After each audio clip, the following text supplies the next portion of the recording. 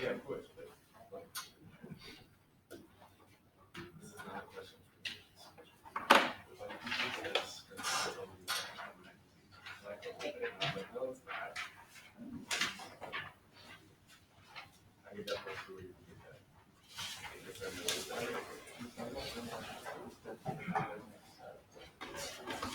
maybe it's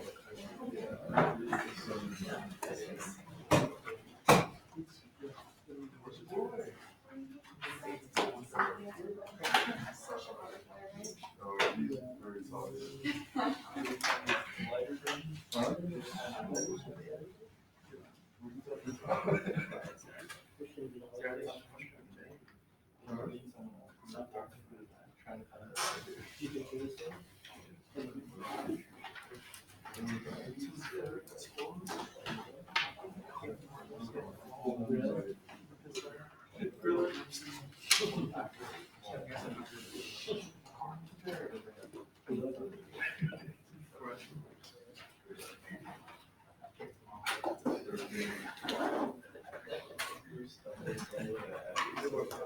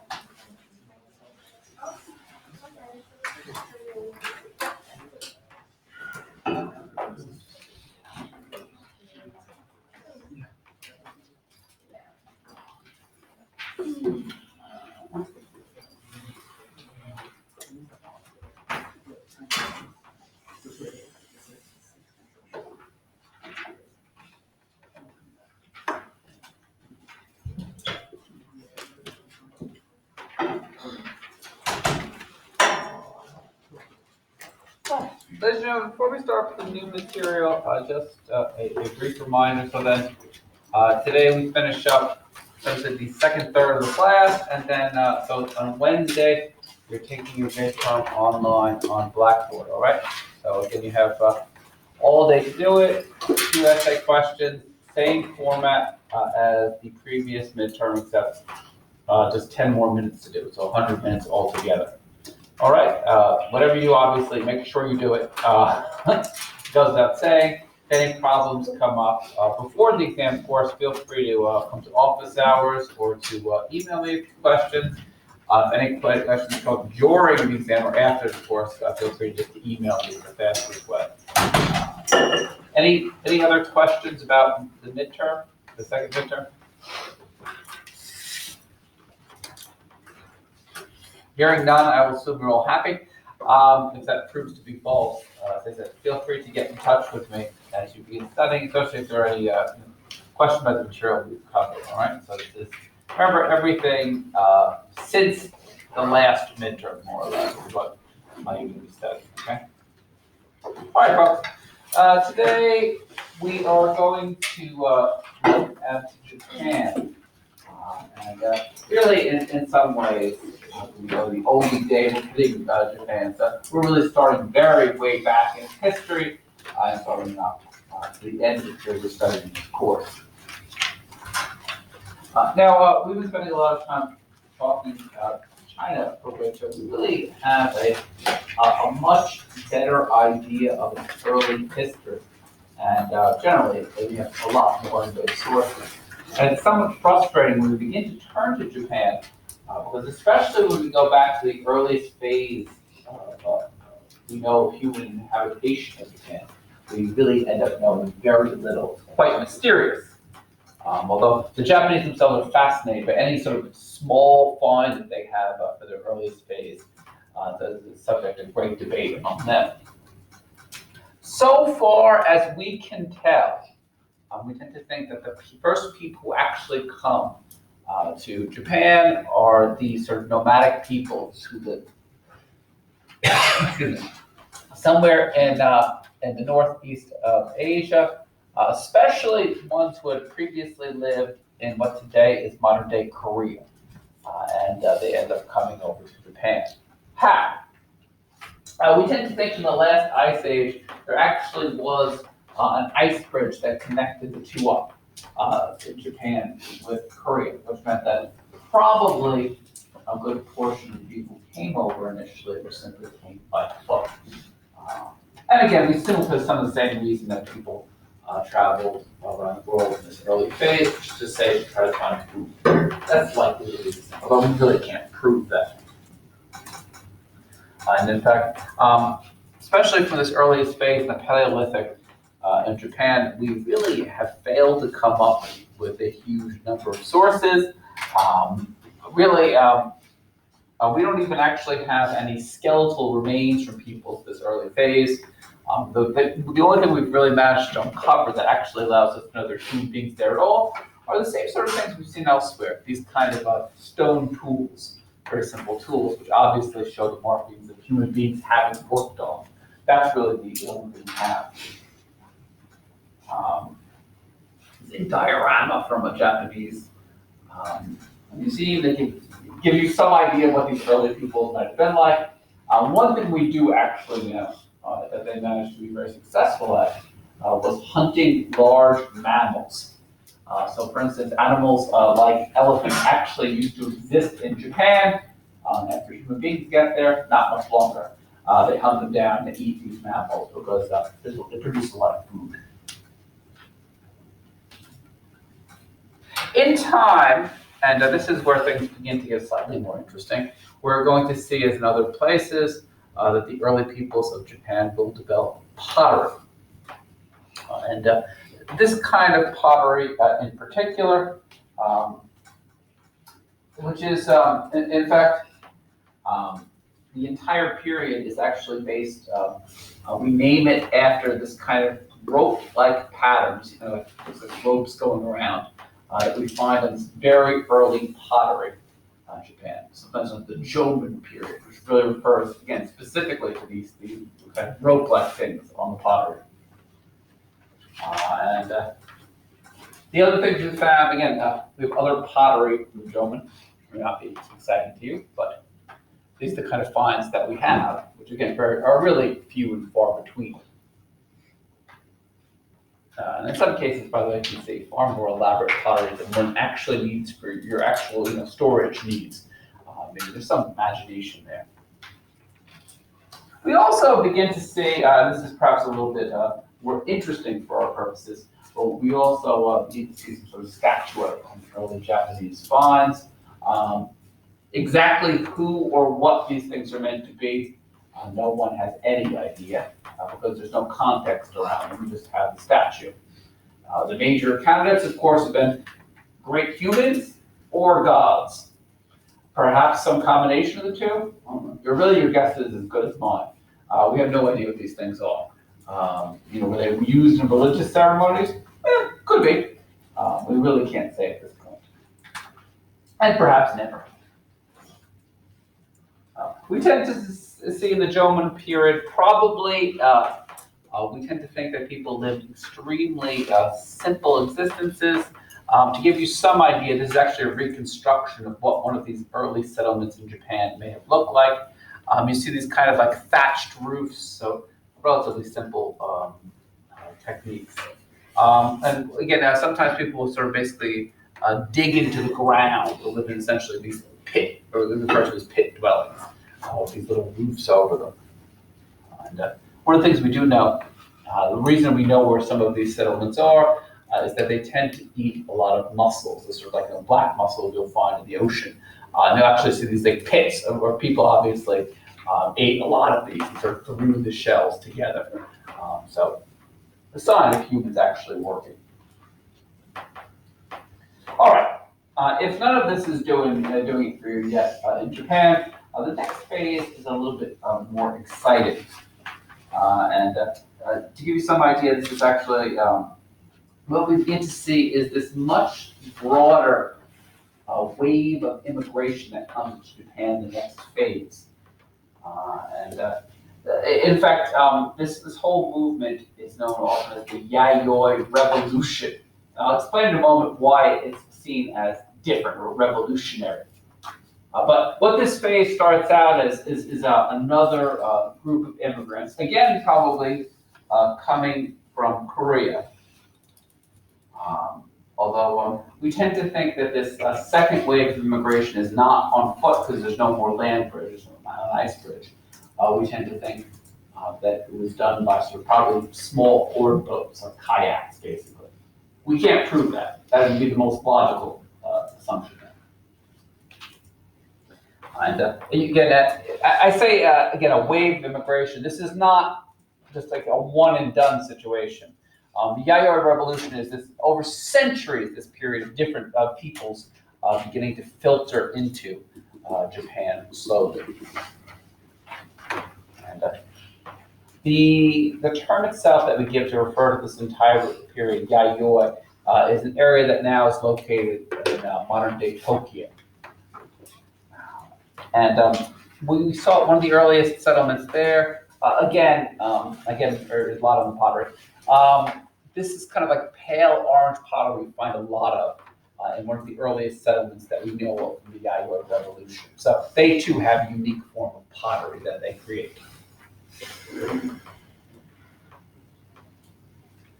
We think that these newcomers, especially now in this second burst of immigration during the Yayoi Revolution, bring a lot of new ideas with them when they come to Japan.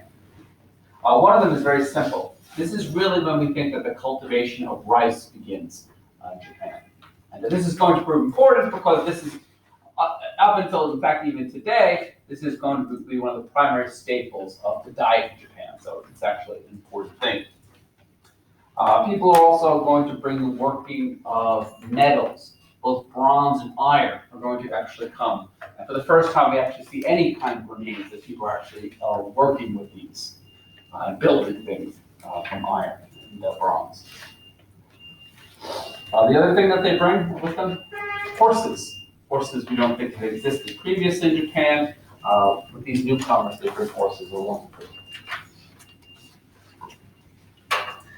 You should not, though, think about this, the Yayoi Revolution, as being a peaceful assimilation of peoples. And in fact, we do tend to think that some of these outsiders that came into Japan have a lot better military weapons, in part because of their ability to work iron.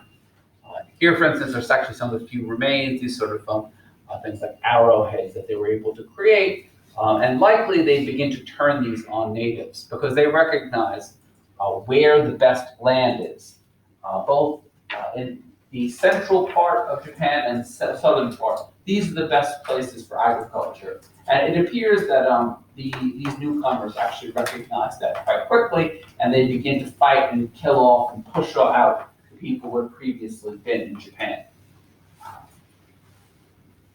And we really see that probably, again, this is not just, again, one huge battle. This is a long process by which you see these newcomers slowly asserting themselves and then forcing in people. The natives who were already there who didn't die in fighting, they begin to go further up to the north eventually. And we do think now believe it or not, even from this very early stage, we begin to see problems that Japan has with overpopulation.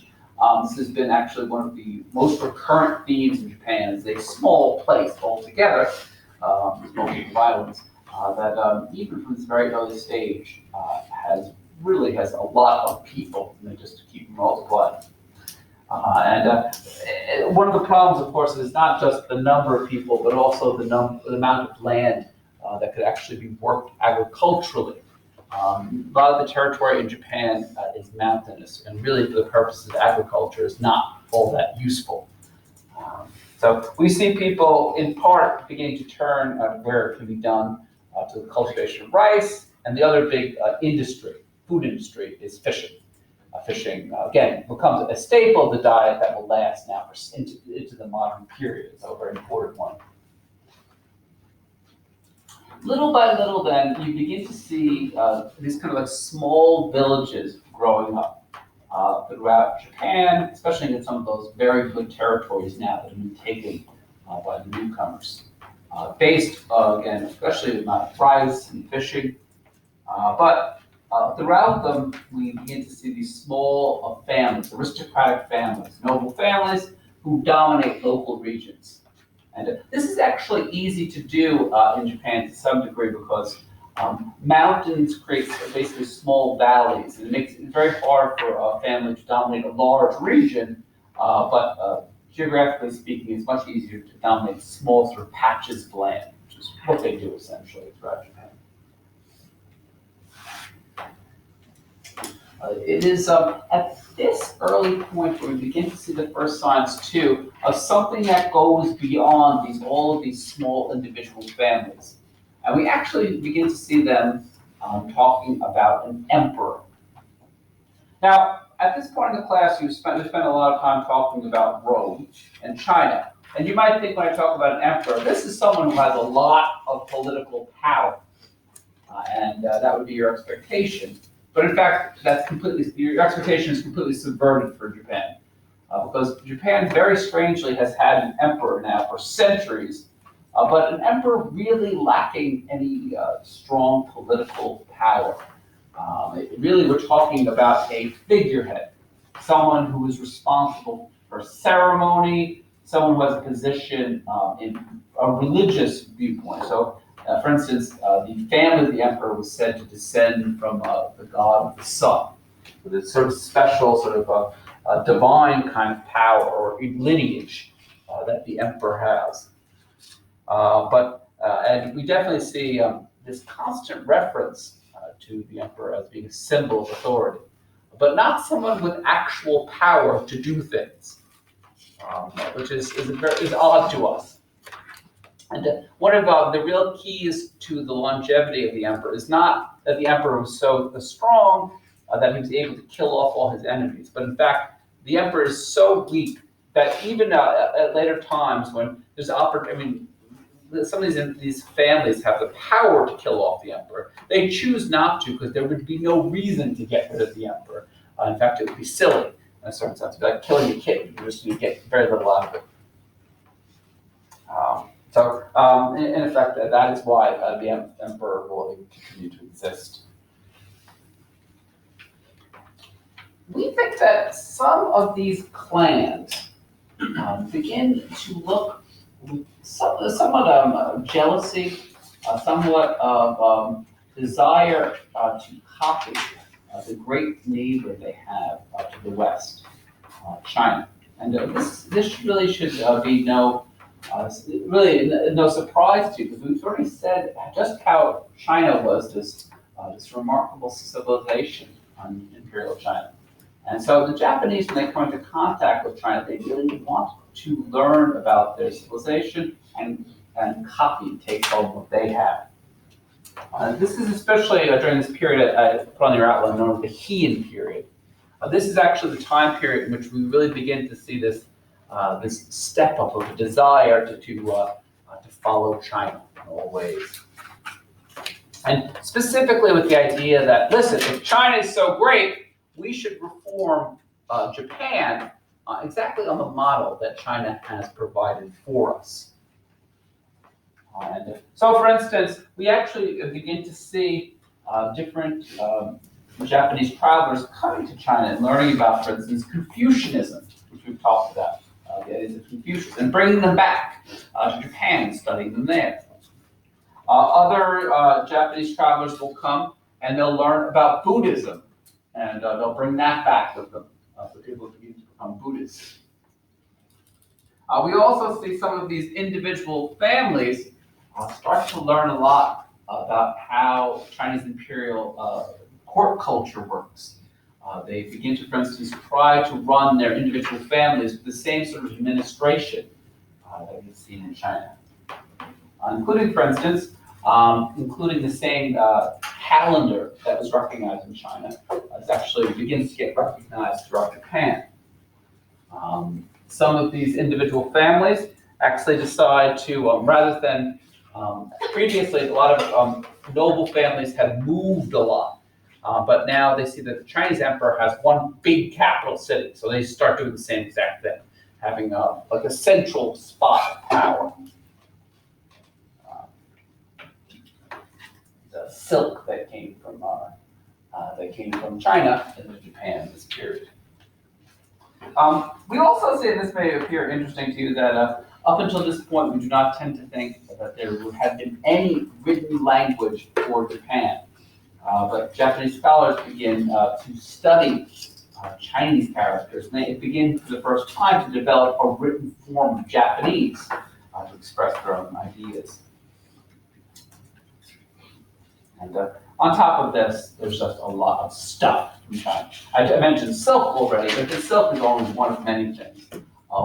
Chinese wine, Chinese pottery, all sorts of Chinese things begin to pour into Japan at this period. To give you some idea of just how far this level of imitation went, one of these major families in Japan actually tries for a brief period to try to centralize Japanese politics, to try to basically to knock down all of the other families and to create an imperial system, a true imperial system in which the head of their clan would be the head of all of Japan, which is an idea they knew very well from China, but it had never been tried before in Japan. Interestingly enough, they used the exact same propaganda that we had seen in China.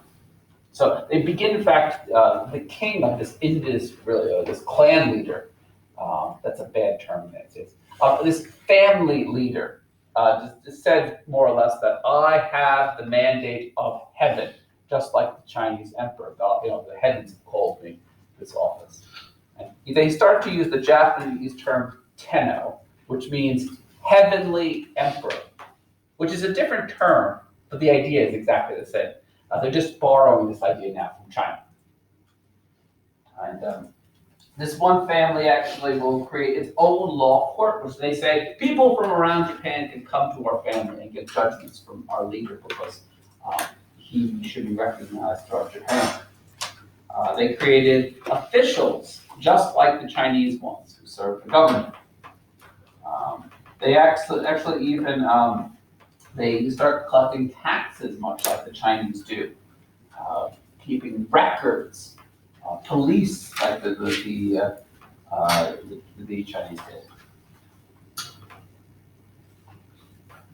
We think though that these efforts begin to collapse really very quickly in some ways because people begin to recognize that the system is not built up to be able to handle them in Japan.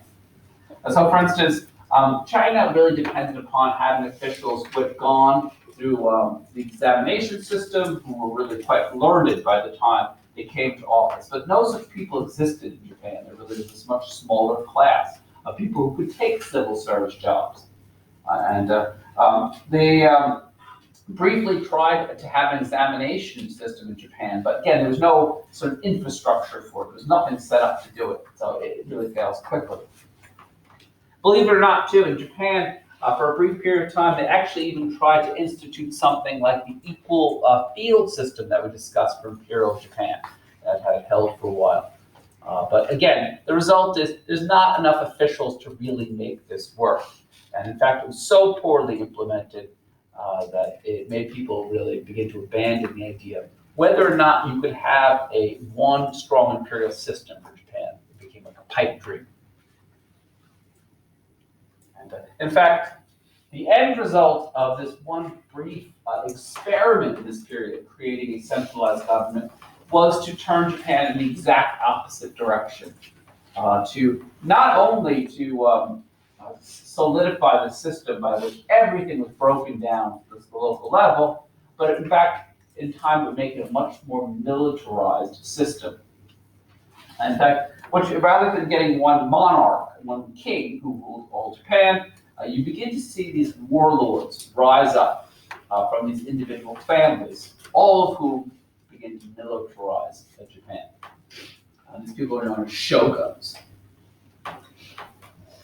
And shoguns, they're sometimes said to rule over tent governments. The term tent government means, think about, like, for instance, a commander on the battlefield. He doesn't have a big capital city or a palace. He rules out of a tent because he's constantly on the military field, thinking about commanding armies, thinking about what his next move is militarily. And that's the kind of government, really, that Japan gets at this time period. And really, under shoguns, any of this sort of pretense that we're going to choose people based upon meritocracy and an exam system, it goes out very quickly. The people who get ahead of this system are people generally who are friends with the shogun, or this sort of warlord, are people who can fight. That is essentially now people who do well under the system. I should say, even while the shoguns come to power, by the way, there's lots of these different people in different regions of Japan. All of them say that the emperor has given them their individual powers. So they do not get rid of the emperor. They try to make use of the emperor to claim that the emperor approves of their reign. Really, in some ways, the emperor had no choice but to go along with what Shogun said, because he himself didn't have enough independent power to be able to actually stop anything that they did.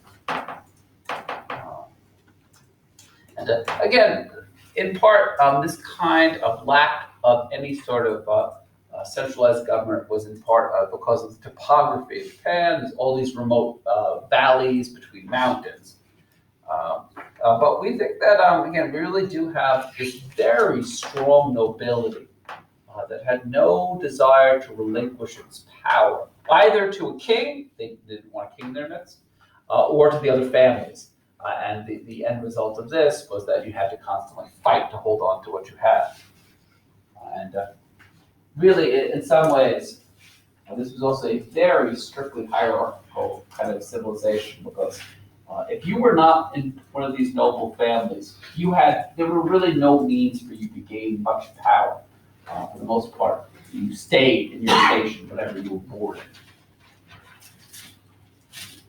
Some people would say that the lack of a strong central government, any sort of coordinating feature, is one of the luxuries you have when you're like Japan. You're an island, and an island, in fact, after the Yayoi Revolution, that never actually gets successfully invaded. It actually, you don't have as much fear as outsiders, and as a result of that, you can afford to remain very weak and divided. And in fact, they took advantage of that. So there was no serious threat to all of these noble families. If you really got, such as if Japan were not an island, they would have to worry constantly about invasion, and it would be much easier.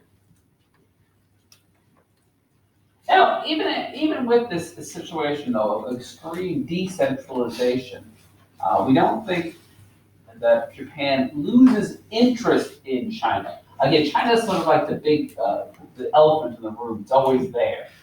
And we think that they can give up any sort of attempt to seriously imitate Chinese government. But that's not to say that they thought that Chinese materials weren't good. They continue to be fascinated by China.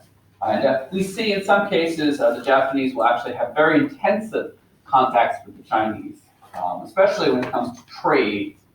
And in some cases, again, the diplomatic sort of relationships. But again, these were, in some sense, conditioned by how strong China was at any given moment. And Japanese pirates were really, they knew exactly how strong the Chinese were at any moment. And so if the Chinese imperial government ran into problems, as you said, it often did, the Japanese were perfectly happy then to prey upon Chinese ships and raid their areas on the coast and bring stuff back to Japan. If China was strong, they come as peaceful people and they trade. So they take advantage of China to whatever degree they can. We don't really, and again, this is a situation that's almost encouraged by many of these families, just to prey upon China as needed. Now, I mentioned earlier to you that of all the people we talked about, the people who we said had the greatest sort of ideals for world domination were the Mongols. And inasmuch as there was ever a serious attempt to invade Japan in this period, it was the Mongols who actually were tempted, not once, but twice, to go ahead and to try to take Japan. And first, they initially sent what essentially was a scouting party to Japan to decide whether or not they really wanted it. And after they had done that, the Mongols had to do something for which they were not well equipped, and they really don't have much history with, becoming naval people, to begin building naval vessels to go over and then to take Japan by force. We think that if the Mongols had managed to land in Japan, this would have been a very short battle. We don't tend to, again, all these sort of discoordinated little familial clans probably would have gone just one after the next. And they really had no means to be able to work together. The real luck that the Japanese had was not because they were they had planned anything for an invasion of their country. Their luck was that the Mongols run into bad weather. That really is what basically ends up saving them. In fact, the first attempted invasion was not that disastrous for the Mongols. There was some bad weather. They decided to hold off this invasion. And a few years later, the Mongols would make a much larger attempt. And this is when the real luck comes in. During the second attempt, what ends up happening is a huge storm builds up that will basically wreck the entire Mongol fleet and really make them give up this idea that they were going to take Japan. Now, we, as modern historians, might just say, well, that was a bit of good luck, really, for the Japanese, and leave it at that. But the Japanese read this very differently. And they begin to refer to this storm that had saved them as kamikaze. Kamikaze at this time was known, the term means divine winds. And in fact, they felt these winds, the storms, had been sent by the gods to save them, to preserve them. And that's why the Mongols couldn't invade them. Again, sort of a cruel irony in history in a way that this term, which initially had such a positive connotation for them, it's really only World War II that you begin to see the term begin to be used then for these kind of suicide fighters. But again, deliberately calling back sort of their own past, as again, people who supposedly saved Japan.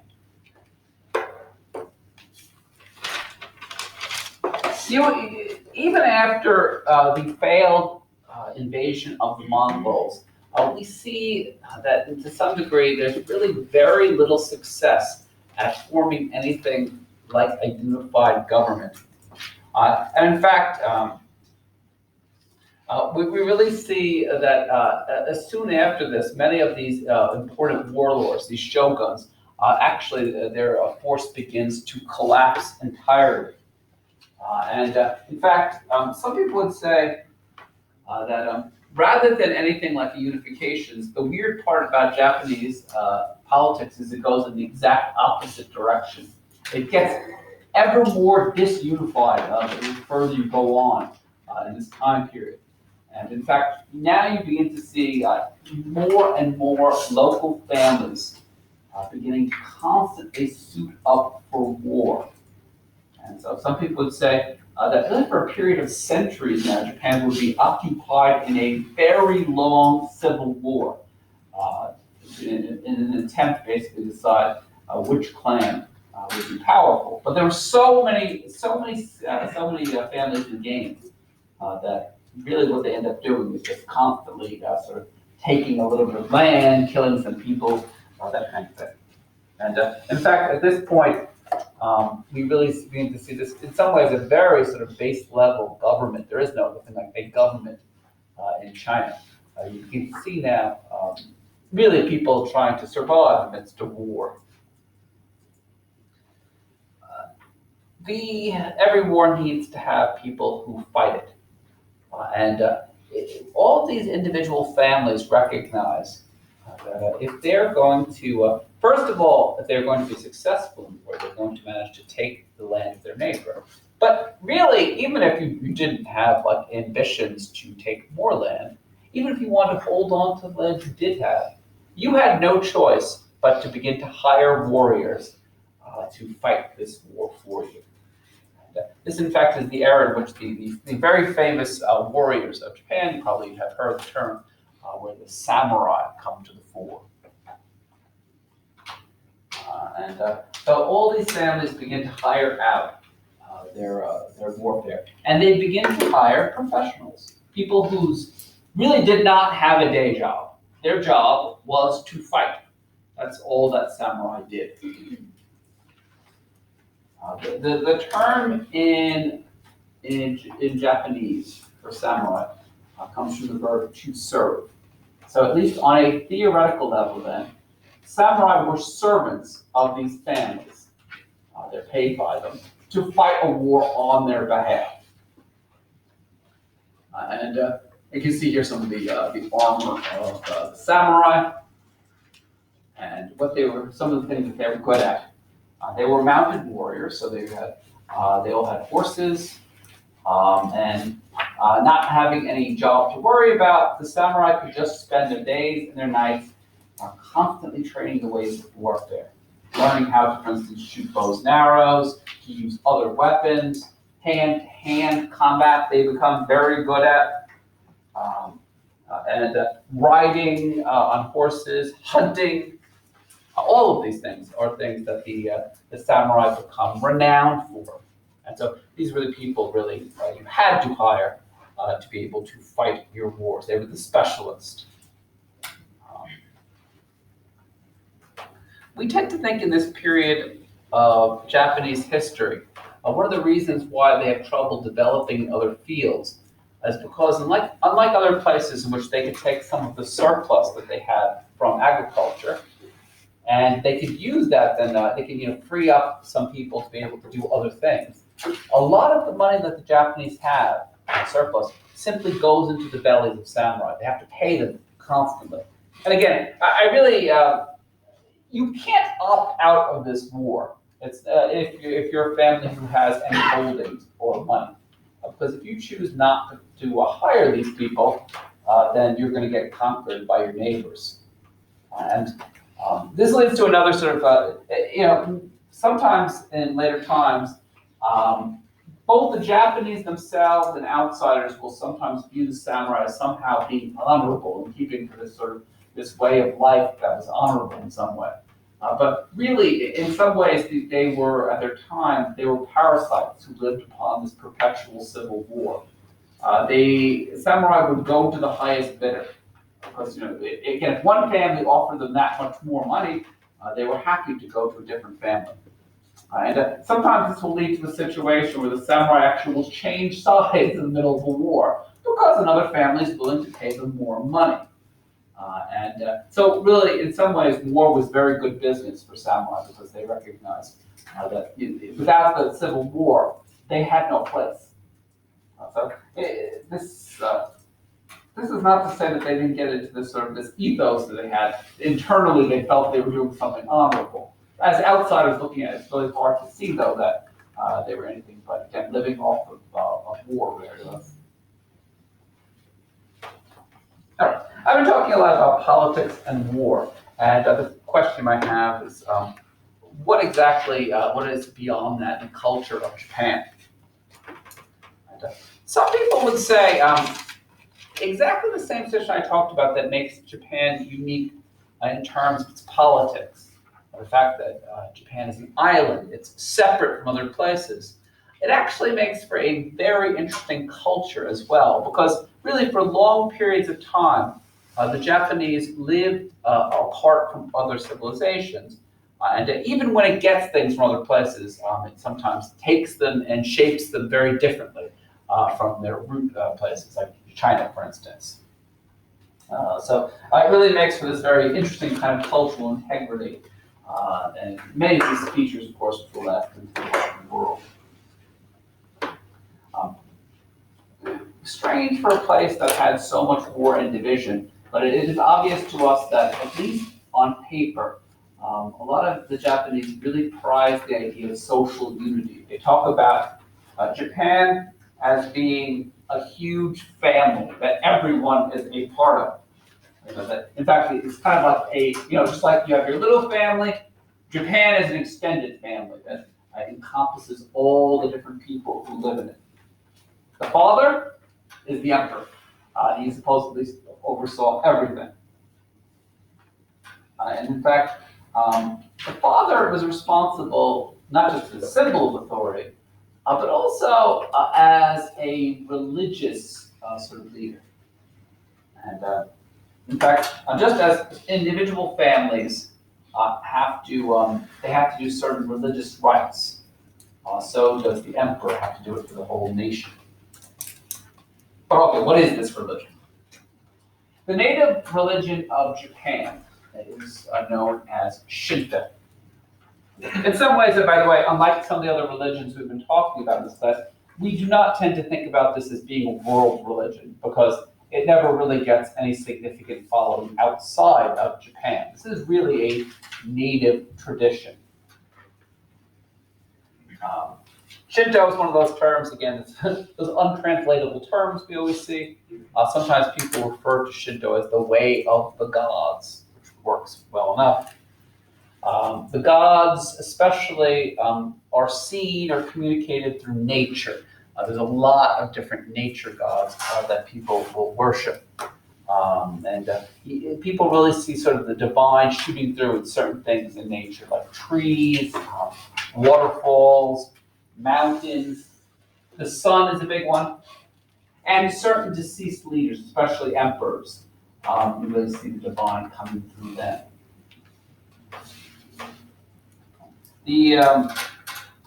Most people tend to think that Shinto probably enters, or some form of Shinto arrives in Japan at the Yayoi Revolution. It's another thing that's brought it. And just to give you some idea, this is the most, in Japan today, this is the most important shrine dedicated to this religion, Shinto.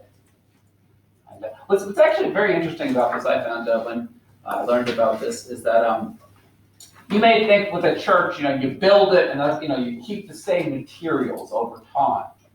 In Shinto, it's not thought to be important to have the same exact building as before. And the site is sacred, but you don't have to actually keep the same building. So, in fact, this Shinto shrine, you'll see here, is actually made of wood. So you can get rid of all the old wood and rebuild the same thing over again. And it's still considered essentially to be the same shrine. It has the same sort of sacredness as the old one did. For those of you who like theology, really doctrine, scriptures, or a known founder, you will not like Shinto because it really has absolutely none of these things. This is not to say that it has no, positions. I mean, Shinto does, for instance, teach you're supposed to have this deep reverence for nature, but it doesn't have, for instance, all these scriptures or these sort of teachings that people have that you have to learn or memorize.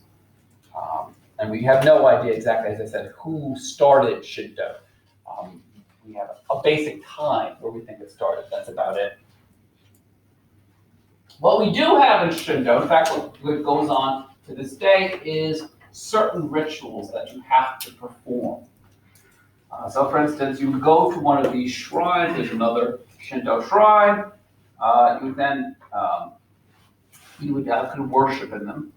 And in some cases, by the way, you don't even, they'll actually, sometimes you'll have a little shrine in your house to do some of these things too. And Shinto involves this, again, this sort of series of different rituals that you do to show veneration to the gods, for dead ancestors. Things like, for instance, you first have to purify yourself before you do ritual. Then you have to, you do things like bowing, clapping, you say certain prayers, you leave offerings on behalf of whoever you're praying for. All of those things have to be done.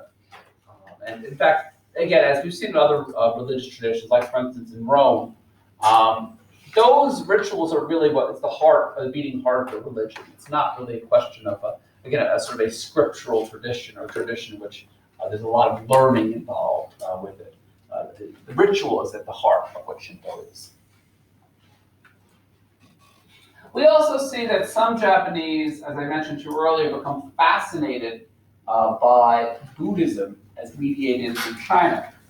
But what's interesting to us is that the Buddhism that China knew, and in fact, the Buddhism that most of the Buddhist world knew, becomes very different after it has an opportunity to spend some time in Japan, and it begins to change in line with their cultural values.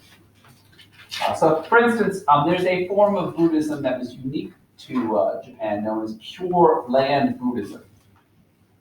To sum up Pure Land Buddhism, the people who taught in the school of Buddhism said the world has fallen on hard times.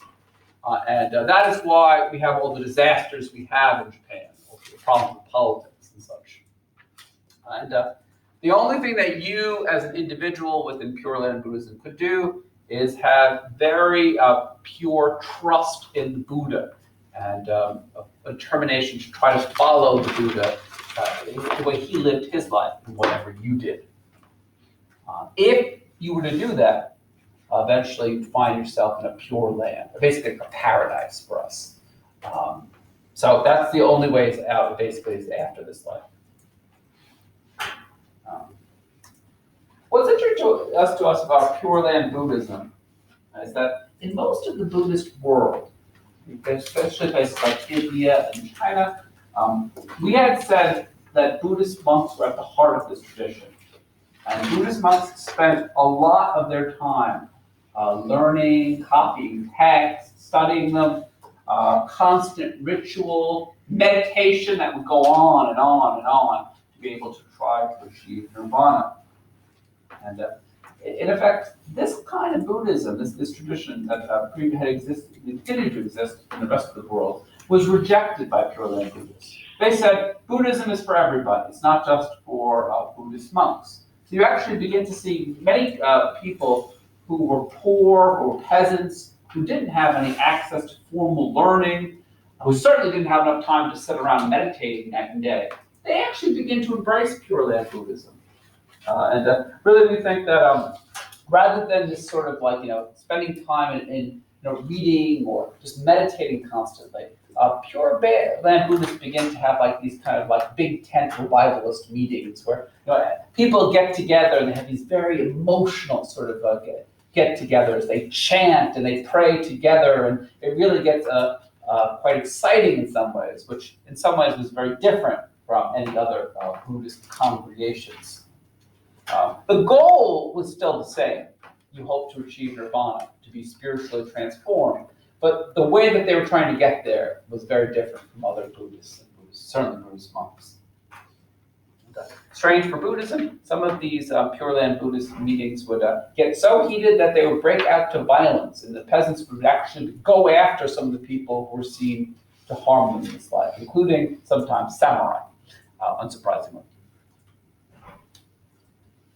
The other new school of Buddhism that comes into Japan, and Japan alone, is known as Zen Buddhism. Zen Buddhists, too, really were very different from Buddhist monks in other places. So, for instance, most Buddhists said you had to spend a long time to achieve enlightenment. This was a long process. You couldn't just get nirvana overnight. Zen Buddhists taught, nope, you really could get enlightenment just bang. In this one blinding moment of spiritual realization, you could actually achieve nirvana. So one monk, supposedly, he just cleared his mind, and he looked at some peach blossoms opening up in the spring, and that was enough to make him achieve nirvana. So, in fact, if you truly manage to clear your mind, you're able to do this. To really learn in ignorance. If you did that, then you could actually gain nirvana without the long path that most people took. Interestingly enough, this school of thought, Zen Buddhism, was often rather, again, rejecting the idea that you had to have this big monastic sort of gather to do Buddhism. In many cases, individuals will embrace this and do it in a very solitary way. They'll go off by themselves, including, interestingly enough, samurai will often embrace this form of Buddhism, Zen Buddhism.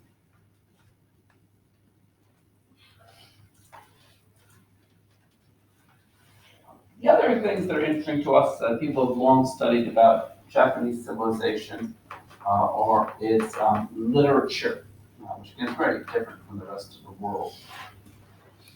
Some of the earliest forms of literature in Japan are deliberately modeled on Chinese models. And in fact, not only on Chinese models, but they use the Chinese language in many cases, the most learned people in Japan, when they start writing, because that is seen to be the higher language. So in fact, our earliest Japanese literature is in Chinese. It's quite interesting. And in fact, as I mentioned to you earlier, all sorts of characters in Japan, the characters they use to write, are borrowed directly from Chinese, then sometimes given a different meaning. It really takes a long time then to be able to achieve a distinct form of literature that is Japanese. We do think that they're known in time for having these a lot of poetry that is very sort of very brief, connected with nature, and has very often something to do with morality or values. Because we don't have much time, I will mention to you just one of the most interesting literary figures from Japanese history. This is Murasaki Shikabu, who produces a Japanese woman who writes what is the world's first novel in around the year 1000, known as The Tale of Genji. And she was a noblewoman who lived at one of these Chinese-style Japanese courts while they're experimenting with that. And what's very interesting to us about this is that Shikabu did not have the ability to write in Chinese because women were never taught Chinese. So when she wanted to write her own novel, she had no choice but to use Japanese. And so, in fact, that's one reason it was written in Japanese. The Tale of Genji is a work to read if you have a summer to yourself. It has 430 different characters and runs at around 2,500 pages. Not to be lighthearted. Well, the entire work deals with this one prince who's known as Genji. And in the beginning he's living in sort of this stylish palace, and he hangs out with his buddies. They drink together, they hit on women, they write poetry, they make perfume. All of this may sound dull if it went on for 2,500 pages, but what's interesting about this work is that as time goes on, Genji gets older, gets more experienced, and he begins to reflect on his own life. And in fact, he begins to see just over time just how much sadness enters into your life and how so many of those joys that you have when you're young are basically completely unrecoverable when you get older. So there does take kind of a dark turn as this story goes on. As time, I still have a second, hold on. As time goes on, we see as people no longer live in these Chinese-style courts, this kind of literature that deals with courts completely drops out in a later generation of Japan because it doesn't relate to people's lives anymore. And so they actually begin to tell all sorts of stories about samurai instead, which is in part the reason we get these images of samurai and their noble deeds. All right, folks, please remember on Wednesday you have online your midterm. I'll see you later. Thank you.